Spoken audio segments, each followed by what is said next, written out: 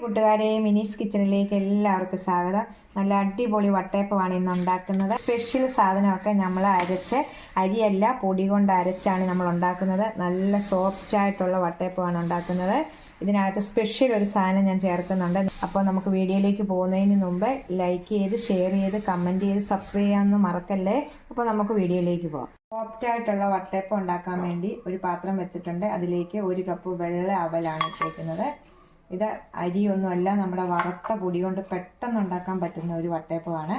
1 cup വെള്ള അവലിട്ടിട്ടുണ്ട്. അതിലേക്ക് കുറച്ച് വെള്ളം ഒഴിച്ച് നമുക്ക് 1-2 മിനിറ്റ് ഒന്ന് കുതുക്കാൻ വെക്കാം.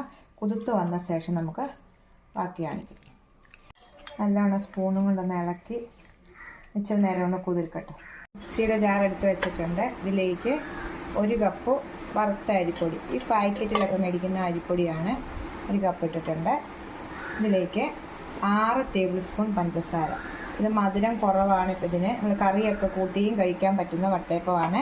മധുരം കൂടുതൽ വേണ്ടവർക്ക് 2 സ്പൂണും കൂടെ ഒക്കെ ഇട്ടാൽ മതി. ഇതിനകത്ത് പ്രത്യേക ആരും ചേർക്കാത്തൊരു സാധനം ചേർത്താണ് ഈ വട്ടയപ്പം ഉണ്ടാക്കുന്ന സ്പെഷ്യൽ വട്ടയപ്പമാണ് ഇത്. അപ്പോൾ ഇനി നമ്മൾ കുതിർന്ന് വന്നായിരുന്നു, കണ്ടോ, മൊത്തം കുതിർന്നു. ഈ കുതിർത്ത് വെച്ചേക്കുന്ന വെള്ള അവൽ ഇതിലേക്ക് ഇടാം. 3/4 കപ്പ് തേങ്ങ, 1 കപ്പ് പൊടിക്ക് 3/4 കപ്പ് തേങ്ങ ഇട്ടാൽ മതി.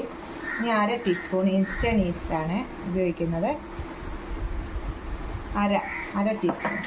ഇനി ആരും ചേർക്കേണ്ട സാധനം എന്ന് പറയുന്നത് നമ്മൾ 1/4 ടീസ്പൂൺ പെരിഞ്ജീരകം ചേർത്താണ് ഇതൊന്ന് അരച്ചെടുക്കുന്നത്.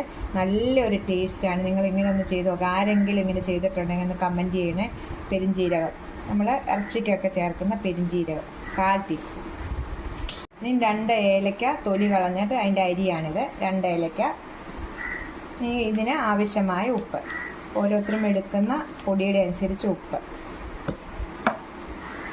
1/2 കപ്പ് വെള്ളം ഒഴിച്ച് നമുക്കൊന്ന് അരയ്ക്കാം. 1/2 കപ്പല്ല, 1 കപ്പ് വെള്ളം വേണം. 1/2 കപ്പ് വെള്ളത്തിനകത്ത് അവൽ കുത്തുക. അങ്ങനെ 1.5 കപ്പ് വെള്ളമാണ് നമുക്ക് വേണ്ടത്.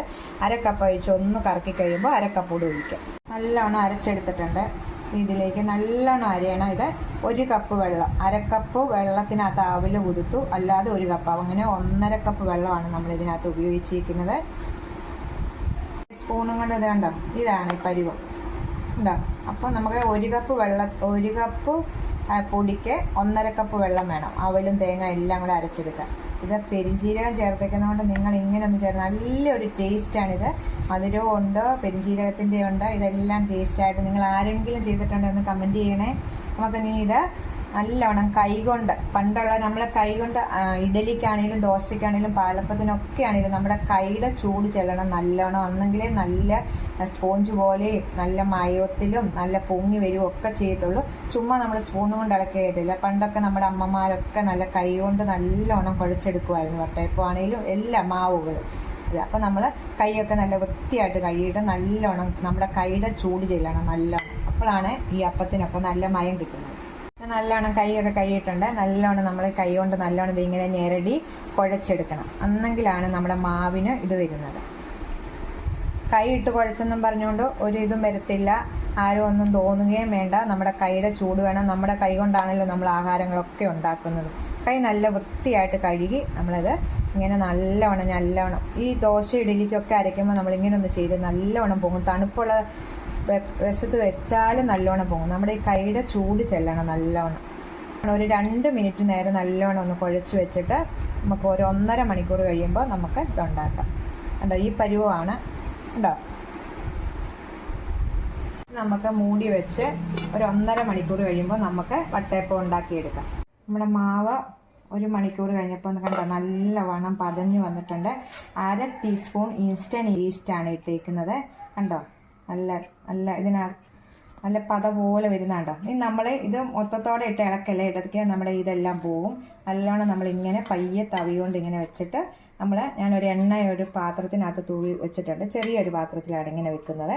നമുക്കിതിനകത്തോട്ട് ഞാൻ ഈ സമയം അപ്പച്ചെമ്പ് വെള്ളം ഒഴിച്ച് ചൂടാക്കാൻ അടുപ്പിൽ വെച്ചിട്ടുണ്ട്. എന്നിട്ട് നമുക്കിത് ഇതിലേക്ക് ഇട്ടിട്ട് നമുക്ക് വെക്കാം. നല്ല കടയിൽ നിന്നൊക്കെ മേടിക്കുന്ന നമ്മുടെ വട്ടയപ്പത്തിന് ആ പെരിഞ്ജീരകം അരച്ചതാണ്. നല്ല ടേസ്റ്റാണ് കേട്ടോ. മണം പോലും അതേപോലെ വരുന്നത്. ഈ പാത്രത്തിൻ്റെ ഒരു 3/4 ഭാഗം ഇട്ടുവെച്ചാൽ മതി. അരച്ചത് പൊങ്ങി വരും. അതിൻ്റെ മേളിലേക്ക് വെച്ചു. നമുക്ക് ഇനി വേണമെങ്കിൽ 2-3 മുന്തിരിങ്ങ ഒക്കെ വെക്കാം. ഞാൻ 2-3 മുന്തിരിങ്ങ ഒക്കെ അതിൻ്റെ മേളിൽ ഒന്ന് ഡെക്കറേഷൻ ചെയ്യാൻ വേണ്ടി വെക്കുവാണ്. ഇതൊന്നും ഇട്ടില്ലെങ്കിലും കുഴപ്പമൊന്നുമില്ല, ഇത് ചുമ്മാ ഒരു ഭംഗിക്ക് വേണ്ടി ഒന്ന് ഇടുന്നതാണ്. നമുക്ക് ഇനി മൂടി വെച്ച് വേവിച്ചെടുക്കാം. 10 മിനിറ്റ് നേരം ഫുൾ തീയെ ഇട്ടിട്ട് പിന്നെ 10 മിനിറ്റ് കഴിയുമ്പോൾ തീരെ ലോയിലിട്ട് 5 മിനിറ്റ് കൂടെ വേവിച്ചെടുക്കാം. അപ്പോൾ നമ്മുടെ വട്ടയപ്പം റെഡിയാവും. ഇങ്ങനെ ഇത് റെഡി ആയിട്ടുണ്ട്. നമുക്ക് തീ ഓഫ് ചെയ്തിട്ട് നമുക്ക് അടുത്തതും കൂടെ വെക്കാം. ഉണ്ടോ, നല്ല സ്പോഞ്ചായിട്ട് നമുക്കിത് എടുക്കാം. അടുത്തതൂടെ നമുക്ക് അടുപ്പ വെക്കാം.